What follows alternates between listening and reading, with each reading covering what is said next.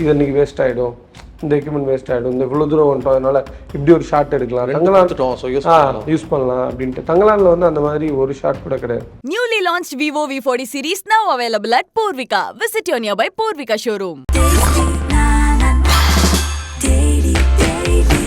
Taste Daily. Taste the Daily. Periyar Maniamma Institute of Science and Technology, Tanjavur, CSE with specialization in AI and ML and Data Science and Cyber Security. சினிமாவுக்குன்னு ஒரு grammar இருக்குது, அந்த கிராமரை break பண்ணியிருக்கோம்.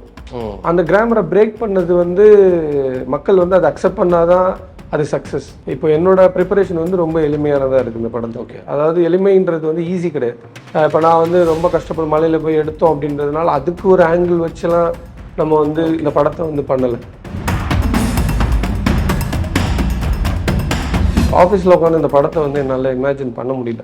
Cinematography ஸ்டாண்டலோனாக தெரிஞ்சிடக்கூடாது, lighting ஸ்டாண்டலோனாக தெரிஞ்சிடக்கூடாது. எங்கே தெரியணும்னா மேஜிக்கல் ரியாலிசம் எலமெண்ட் வரும்போது தெரியணும். தங்கலானோட சினிமாட்டோகிராஃபி வந்து ஒரு அருவியோட,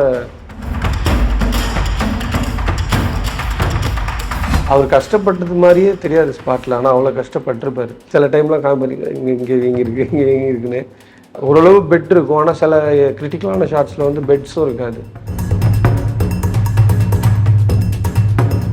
கேமரா மூமெண்ட் வந்து ரஞ்சித் அண்ணா சொல்லி ட்ரை பண்ணுறாரு அப்படின்னா அதில் முக்கியமாக நம்மளுக்கு ஹெல்ப் பண்ணுற ஆள் வந்து விக்ரம் சாராக தான் இருக்கும். கஷ்டப்பட்டோன்றது வந்து யாருக்குமே தெரியல. ஆக்சுவலாக அவரோட உழைப்பு வந்து அசுரத்தனமானதுன்னா.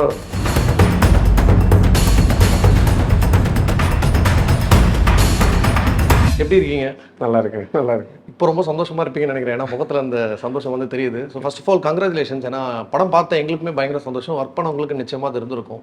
தங்கலானோட இந்த ஸ்டார்டிங்லேருந்து நீங்கள் ட்ராவல் பண்ணது, படத்துக்காக நீங்கள் போட்ட அந்த எஃபர்ட்ஸ், இப்போ அது எல்லாமே வெற்றியாக மாறி உங்கள் கண் முன்னாடி நிற்கும் போது ஃபஸ்ட்டு பார்க்குறதுக்கு எப்படி இருக்குது? How happy are you?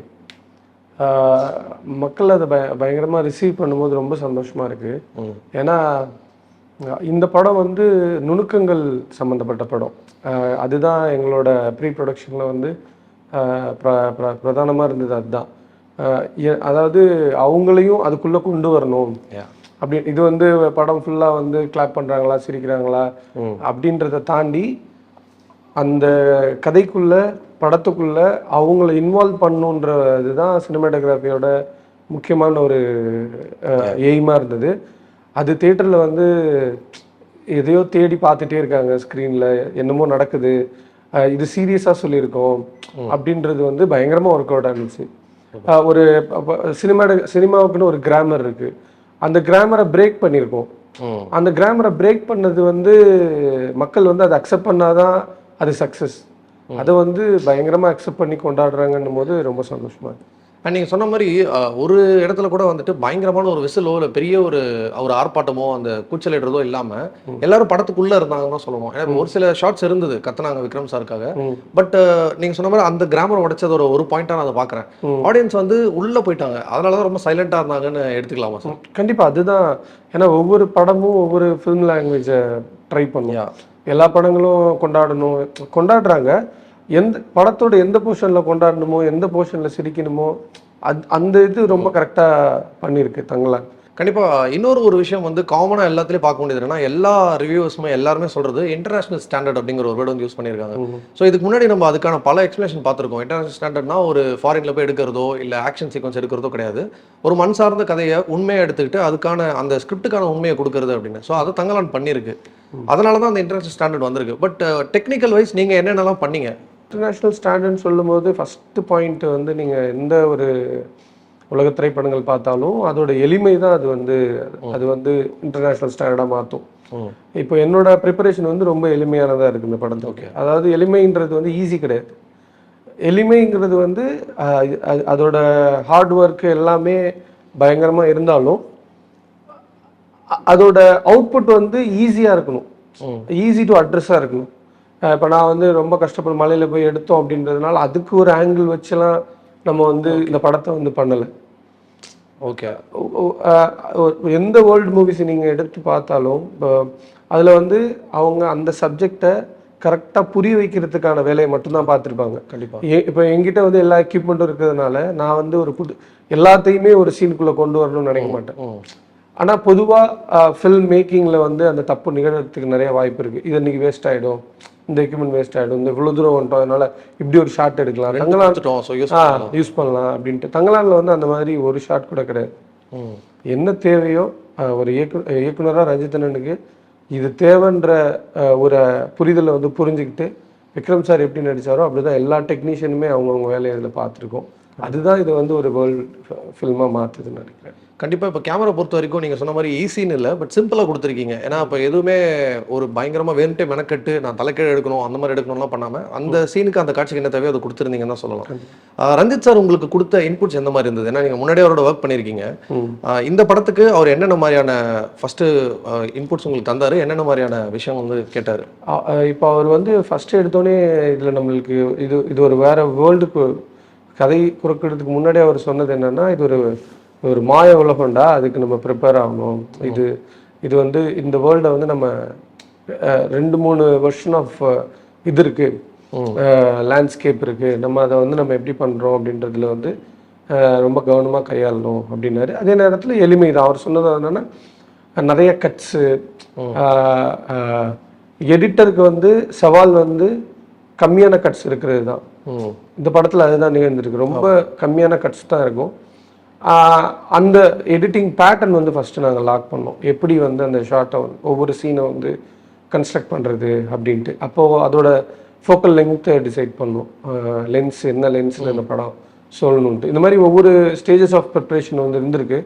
ஆனால் அது எல்லாமே வந்து ஷூட்டிங்கில் வந்து சில விஷயங்கள் ஸ்டாண்டர்டாக வச்சதுனால தான் ஷூட்டிங்கில் வந்து எங்களால் இந்த படத்தை வந்து இவ்வளோ நல்லா கொண்டு வந்து முடிஞ்சிச்சு. ஏன்னா ஒவ்வொரு இடத்துலையும் ஒவ்வொரு சவால் இருக்கும். அந்த சவாலுக்கு அடாப்ட் பண்ணுறதுக்கு இந்த ஃபிக்ஸ் பண்ண டூல்ஸ் வந்து பயங்கரமாக ஹெல்ப் பண்ணியிருக்கு இந்த படத்தில். நிச்சயமா. சார் இப்போ பழைய படங்கள் பார்க்கும்போது, பழையனா ரொம்ப பழசு கூட இல்லை, ஒரு 2000s படங்கள்லாம் நம்ம பார்க்கும்போது ரொம்ப சிம்பிளாக எடுத்துருக்க மாதிரி இருக்கும். ஒரு 3 பேர் பேசுகிறாங்கன்னா ஒரே ஒரு ஒயிட் மட்டும் வச்சுட்டு முடிச்சிருவாங்க. ஸோ அதனால படப்பிடிப்பு சீக்கிரம் முடிஞ்சிட்டு இருந்தது. பட் இப்போ ரீசெண்ட் டைம்ஸில் வந்து பார்த்தீங்கன்னா 2 பேர் பேசுகிறாங்கன்னா அங்கே ஒரு பெர்ஸ்பெக்டிவ், இங்கே ஒரு பெர்ஸ்பெக்டிவ், அதுக்கப்புறம் ஒரு ரவுண்ட் ஷாட்டு, ஒரு மாஸ்டரு, அப்புறம் மேலே வந்து ஒரு ஷாட், இந்த மாதிரி நிறைய ஷார்ட்ஸ் இருக்கிறதால டைம் அதிகமாகுது. பட் இந்த படத்தில் நான் நோட் பண்ணது அந்த மாதிரி வேணும்னு நிறைய பண்ணலை, எல்லாமே வந்து சிம்பிளாக என்ன தேவையோ அது பண்ணியிருக்கீங்க. ஸோ இது கேமராமேன் டிசைட் பண்ணுறதா இல்லை டேரக்டர் கேட்குறதா இத்தனை ஆங்கிள் இத்தனை ஷார்ட்ஸ் வேணும் அப்படின்னு? அது வந்து ஒரு சீன் வந்து பேப்பரில் எழுதுறாங்க, அது கதையாக எழுதுறாங்க. அந்த கதை வந்து அவர் திங்கிங்கில் என்னவா இருக்குன்றத வந்து ஒரு சினிமாட்டோகிராஃபர் முதல்ல படிக்கும் போதே புரிஞ்சுக்கணும். ஏன்னா எல்லாத்தையுமே வார்த்தைகளால் வந்து சொல்ல முடியாது.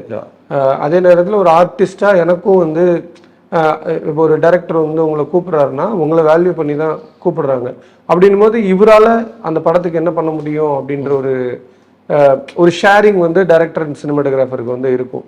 அப்போது ஷார்ட் டிவிஷன் போட்டுட்டு போகிறதுன்றது வந்து ஒரு பாணி. ஸ்பாட்டில் போய் பாடினாமல் ஆஃபீஸ்லேயே வந்து ப்ரீ ப்ரொடக்ஷனில் இந்த சீன் இப்படி எடுக்கலாம்னு ஒரு டிசைன் இருக்கும். ஆனால் சில லொக்கேஷன் தான், இப்போ நம்ம ரூமுக்குள்ளே உட்காந்துட்டு ஒரு ஷார்ட் டிவிஷன் போடுறதுக்கும் லொக்கேஷனில் வந்து ஒரு ஷார்ட் என்னவா மாறுதுன்றதுக்கும் நிறைய டிஃப்ரென்ஸ், இம்ப்ரோவைசேஷன் இருக்கும், ஸ்ட்ரகிள்ஸ் இருக்கும், சில ஷார்ட் பண்ண முடியாது அப்படின்ட்டு. ஓவராலாக ஒரு ஷார்ட்டோட டிசைன் வந்து எங்களுக்குள்ள அது வந்து டிஸ்கஸ் பண்ணப்பட்டுருச்சு ஆல்ரெடி. ஆனால் ஸ்பாட்டில் வந்து அந்த இடம் விக்ரம் சாரோட ஆக்டிங்கு, எல்லாரோட ஸ்டேஜிங்கு, இதை பொறுத்து மாறுபட்டிருக்கு. ஒரு பிளாக்கிங், ஸ்டேஜிங், கேப்சரிங் இப்படி தான் இருக்கும் ஒவ்வொரு நாள். இதுவும் அது வந்து டெய்லி இம்ப்ரோவைஸ் ஆகும். சில டைம் பண்ணவே முடியாத ஷார்ட்டாக இருக்கும், அதை எதிர்பார்ப்பாங்க. அப்போது ஒவ்வொருத்தவங்க விக்ரம் சார் எனக்கு ஹெல்ப் பண்ணுவார். ஏன்னா ஒரு ஆப்ரேட்டர் இருப்பாரு. ஏன்னா இந்த படம் வந்து ஸ்டாண்டில் வச்சு எடுக்கல, ஒரு ஸ்மூத்தான ஒரு ஃப்ளோ இருக்கணும்னு சொல்லிட்டு எனக்கு ஆப்ரேட்டர்ஸ் இருந்திருக்காங்க.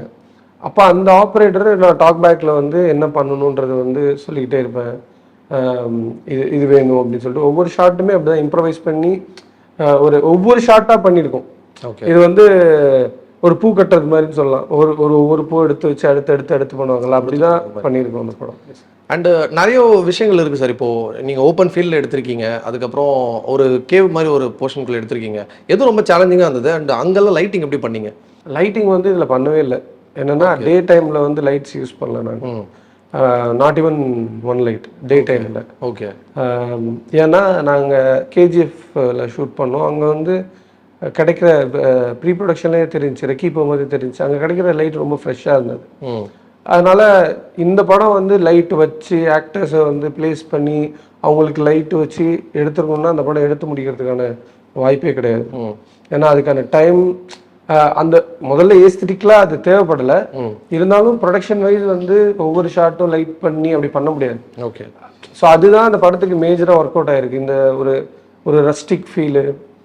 ஆனால் அதே நேரத்தில் காம்ப்ரமைஸ் ஆகிடக்கூடாது. ஒரு இமேஜ் காம்ப்ரமைஸ் பண்ணுறதுன்றது வந்து என்னோட சூசைடுன்னு சொல்லலாம் ஒரு சினிமாட்டோகிராஃபர். இமேஜாக நான் எங்கேயுமே காம்ப்ரமைஸ் பண்ணிக்கல. ஆனால் அந்த லைட்ஸ் யூஸ் பண்ணாத ஒரு ஆம்பியன்ட் வந்து நேச்சுரல் லைட் வந்து இந்த படத்துக்கு கொடுத்தது வந்து பயங்கர கிஃப்டடாக இருந்தது. அண்ட் நைட்ஸில் வந்து ரொம்ப லோ கீ பண்ணணும், மினிமலாக பண்ணணும். எங்கேயுமே வந்து இந்த படம் வந்து படம் பார்க்குறாங்கன்னு ஃபீல் ஆகிடக்கூடாதுன்றதுல ரொம்ப கவனமாக இருந்தோம். இது வந்து ஏதாவது ஒரு ஃப்ரேம் கூட சினிமாட்டோகிராஃபி ஸ்டாண்டலோனாக தெரிஞ்சிடக்கூடாது, லைட்டிங் ஸ்டாண்டலோனாக தெரிஞ்சிடக்கூடாது. எங்கே தெரியணும்னா மேஜிக்கல் ரியலிசம் எலமெண்ட் வரும்போது தெரியணும், அது க்ளூமியாக இருக்கணும். மற்றபடி அது ரொம்ப நீரோட்டம் போல ஒரு ஹோல்சம் படம், ஒரு அருவி தான் ப்ரோ. தங்கலானோட சினிமாட்டோகிராஃபி வந்து ஒரு அருவியோட ஃப்ளோவில் தான் இருக்கும். சில இடத்துல ரொம்ப உயரத்துலேருந்து இறங்கும் போது ஒரு ஃப்ளோ இருக்கும், ஒரு சமதளத்தில் போகும்போது ரொம்ப காமாக அந்த ரிவர் போகும். அந்த மாதிரி தான் இதோட சினிமாட்டோகிராஃபி வந்து டிசைன் செய்யணும்.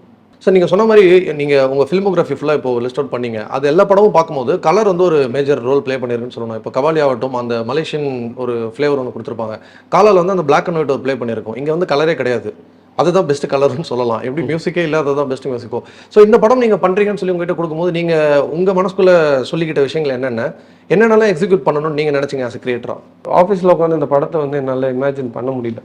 ஏன்னா ஸ்கிரிப்டாக கதையாக நிறைய விஷயங்கள் வந்து இந்த படத்துக்குள்ளே நிகழுது. ஆனால் இதோட ஓவரால் பிக்சரு, கலரு, இது எல்லாமே வந்து இப்போ காஸ்டியூம் டிசைன் அனிதா நீ ஆரத்தியோட இதை டிசைட் பண்ணும்போது ஒரு ஐடியா கிடைக்குது. ஓகே, ரெட் டாமினண்ட்டாக இருக்க போகுது அப்படின்ட்டு. மற்றபடி பார்த்தீங்கன்னா ஸ்கின் டோனும் மண்ணும் ரொம்ப சிமிலரான கலர்ஸ் அண்ட் லாட்டிடியூட் உள்ள ஒரு இது ரெண்டுமே வந்து ரொம்ப சிமிலராக இருக்கும். அப்போது இது ஒரு மண் சார்ந்த படம், ஒரு செப்பரேஷன் வந்து இருக்கணும் மண்ணுக்கும் ஸ்கின்னுக்கும். இதுதான் மேஜரான ஒரு காலாக இருக்கும். அதனால அந்த லென்ஸிங்கு, நான் சூஸ் பண்ண ஃபார்மேட்டு, என்ன கேமராவில் ஷூட் பண்ண, இது எல்லாமே அதை சார்ந்து தான் என்னோட ப்ரீ ப்ரொடக்ஷன் இருந்தது. அப்போது அவங்க போட்டிருக்க ட்ரெஸ் வந்து ரொம்ப கம்மியான ட்ரெஸ்ஸாக இருக்கும், ஃபுல் உடம்பு தெரியும். அப்போது அதுதான் ஓவரால் பேலட்டாக இருந்திருக்கு. நிறைய படங்கள் வந்து இந்த பேலட்டில் வந்திருக்கு ஹாலிவுட்டில், ஆனால் தமிழில் வந்து ரொம்ப கம்மி, இவ்வளோ லிமிட்டட் பேலட் உள்ள படங்கள். அப்போ லிமிட்டட் பேலட் இருக்கும்போது எந்த கலர் நீங்கள் கொண்டு வந்தால் ஸ்ட்ரைக் அவுட் ஆகுமோ அது கொண்டு வரும்போது ரொம்ப என்ன சொல்கிறது பிரமிப்பாக இருக்கும். ஒரு சீன் பயங்கரமாக ஒர்க் அவுட் ஆகும். அப்படி தான் ஆரத்தி அவங்களோட பேலட் எல்லாமே ஸ்ட்ரைக் அவுட் பேலட். நார்மல் பேலட்லேருந்து சடனாக ஒரு பர்டிகுலர் கலர் ஆட் பண்ணும்போது கிளைமேக்ஸில் அது மாதிரி தான் சில கலர்ஸ் வந்து ஆட் பண்ணியிருப்போம். மற்ற நைட்டுக்கும் கிளைமேக்ஸில் வர நைட்டும் வேற ஒன்றா இருக்கும். ஒரு early மார்னிங் மாதிரி இருக்கும், அது டேவும் நைட்டும் கலந்தது. அந்த மாதிரி ஒரு மேஜிக்கல் ரியலிசம் வந்து நிறைய பேர் அப்ரிஷியேட் பண்ணுறாங்க. அது ஒர்க் அவுட் ஆனதுக்கான ரீசன் வந்து அந்த ஒரு பர்டிகுலர் கலர்ஸ் தான். நைட்டில் அது வரைக்கும் பார்க்காத கலர்ஸ் வந்து கிளைமேக்ஸில் வரும். ஸோ அந்த மாதிரி ஒரு எல்லாமே சிம்பிளிஸ்டிக் ஐடியாஸ் தான். அதை வந்து ரொம்ப யோசித்து பண்ணியிருக்கோம். அதுதான் சூப்பர் சார். அண்ட் இன்னொரு விஷயம், ஆக்டர் விக்ரம் சார் பற்றி எல்லாருக்குமே தெரியும், பயங்கரமாக கஷ்டப்பட்டு நடிப்பார். ஒரு படத்துக்காக ஏன் எவ்வளோ தூரம் எஃபர்ட்ஸ் போடுறாருன்னு கேட்குறவங்களாமும் இருக்காங்க. இப்போ எல்லாரும் சொல்கிற விஷயம் வந்து இதுக்கு முன்னாடி ஐயில் தான் அவர் வந்து பீக் கஷ்டப்பட்டார் அப்படிங்கிற மாதிரி சொல்லியிருந்தாங்க. இப்போ இந்த படம் பார்த்தப்பறம் இதுதான் அவரோட நியூ பெஸ்ட் அப்படிங்கிறாங்க. கண்ணில் நேரில் ஸ்பாட்டில் இருந்து பார்த்தவங்க நீங்கள் என்னென்ன கஷ்டப்பட்டார், எவ்வளோ கஷ்டப்பட்டார், பார்க்கும்போது எப்படி இருந்தது? அவர் கஷ்டப்பட்டது மாதிரியே தெரியாது ஸ்பாட்டில், ஆனால் அவ்வளோ கஷ்டப்பட்டிருப்பார். ஒவ்வொரு சில டைம்லாம் காமிப்பாரு, இங்கே இருக்குன்னு. ஸ்டண்ட் வந்து இந்த பெட்டு, இந்த மற்ற காஸ்டியூம் உடம்பு நம்ம உள்ளே வந்து இதெல்லாம் வைக்கலாமா? ஆமாம். இந்த காஸ்டியூமில் வந்து அது மாதிரிலாம் பண்ண முடியாது, விழுந்து தான் ஆகணும். ஓரளவு பெட் இருக்கும், ஆனால் சில கிரிட்டிக்கலான ஷார்ட்ஸில் வந்து பெட்ஸும் இருக்காது. அப்போது அந்த நிறைய ஸ்டண்ட் வரும். இன்னும் அதை புல் பண்ணுறது வந்து மிகப்பெரிய சவால் அவருக்கு பர்சனலாக. ஆனால் அதை வந்து ஒரு ஸ்ட்ரகிளாக நினைக்கக்கூடிய ஆள் கிடையாது அவர். ஆமாம், அவர் அதை வந்து பயங்கரமாக என்ஜாய் பண்ணுவார். அவர் வந்து ஸ்பாட்டில் அவர் கஷ்டப்பட்டாருன்றதை தாண்டி மற்றவங்க கஷ்டப்படக்கூடாதுன்றதை வந்து ரொம்ப கேர்ஃபுல்லாக ஹேண்டில் பண்ணுவார், இன்க்ளூடிங் மீ. இப்போ நான் வந்து ஒரு கேமரா மூமெண்ட் வந்து ரஞ்சித் அண்ணா சொல்லி ட்ரை பண்ணுறாரு அப்படின்னா, யாருமே வந்து என்ன சொல்கிறது, அந்த ஷாட்டு வந்து எப்படி பெட்டர்மெண்ட்டாக ஆகணும் அப்படின்றத நோக்கி தான் அவங்களோட ஒர்க் இருக்கும். அதில் முக்கியமாக நம்மளுக்கு ஹெல்ப் பண்ணுற ஆள் வந்து விக்ரம் சாராக தான் இருக்கும். அந்த விதத்தில் அது வந்து பயங்கரமான ஒரு give and take, sharing, love அப்படி இருந்துச்சு. கஷ்டப்பட்டோன்றது வந்து யாருக்குமே தெரியல ஆக்சுவலாக. ஏன்னா எல்லாருக்கிட்டையும் போய் பேசிகிட்டு இருப்பார் ஸ்பாட்டில். குட்டி குட்டி ஆர்டிஸ்ட்டு, சின்ன பொண்ணுங்க, லைட்மேன் எல்லார்ட்டையுமே வந்து பேசுவார். அவரோட உழைப்பு வந்து அசுரத்தனமானதுன்னு தான் சொல்லணும். கண்டிப்பாக. அண்ட் சார், இப்போது ஒரு சின்ன வீடியோஸு, ரீல்ஸு, ஒரு டஃப்பான ஒரு ஷார்ட்ஸு, தண்ணிக்குள்ளே குதிக்கிறதாகட்டும், இல்லை பைக் எடுத்துகிட்டு மேலே ஓட்டிகிட்டு போகிறது, எது பார்த்தாலும் நம்ம என்ன நினைப்போம், இதை பண்ணுறவங்கள பற்றி பேசிடுறோம், but there is always a cameraman behind this அப்படின்னு சொல்லுவாங்க. ஸோ இவ்வளோ ஒரு கஷ்டமான ஒரு ப்ராஜெக்ட்டில் கேமரா ஒர்க் பண்ணுறதும் உங்களுக்கு சேலஞ்சிங்காக தான் இருந்திருக்கும். ஸோ உங்கள் டீமோட உழைப்பை பற்றி சொல்லுங்கள், உங்கள் டீம் பற்றி சொல்லுங்கள் சார். என்னோட டீமில் ஃபஸ்ட்டு என்னோட அசிஸ்டன்ஸ். ஏன்னா ஸ்கிரிப்ட் படிக்கிறதுலேருந்து ஒரு ஸ்கிரிப்டை வந்து ஒரு தனி மனிதனாக நான் மட்டுமே வந்து விஷுவலைஸ் பண்ணி ஒரு ஒர்க்கை வந்து நிகழ்த்த முடியாது. அப்படி எனக்கு தோணுது மட்டும் நான் பண்ணேன்னா அது வந்து ரொம்ப இண்டிவிஜுவலான ஒன்றா இருக்கும். அது எனக்குன்னு ஒரு என்ன பிடிச்சவங்க, என் கூட எப்பொழுதுமே ட்ராவல் பண்ணுறவங்க தான் என்னோட அசிஸ்டன்ஸாக. வேறு பர்ஸ்பெக்டிவ்ஸ் இல்லாமல் இருந்துரும். ஆமாம். அப்போது வேறு பர்ஸ்பெக்டிவ் உள்ளவங்க தான் இருப்பாங்க. எல்லாருமே ஒரே பர்ஸ்பெக்டிவ்ல இருக்க மாட்டாங்க. ஆனால் அவங்களுக்கு என்னென்னா என் மேலே ஒரு நம்பிக்கை இருக்கணும். அப்படி என்னோட நம்பிக்கையோட என் கூட இருக்க என்னோட அசிஸ்டன்ஸ் விஜய், லோகேஷ், பிரகாஷ், கார்த்தி, ஜெகதீஷ், இவங்க 5 பேரும் என்னோட ஒரு 2 படமாக ஒர்க் பண்ணிட்டு இருக்காங்க. அவங்களோட ஒர்க்கு வந்து அவங்களுக்கு இது 2வது படம் அப்படிதான் இருந்திருக்கும், எனக்கு இது வந்து 3வது படம். ஸோ இவ்வளோ ஏர்லி ஸ்டேஜில் தங்கலான் வந்து ஒரு மிகப்பெரிய ஒர்க் இது.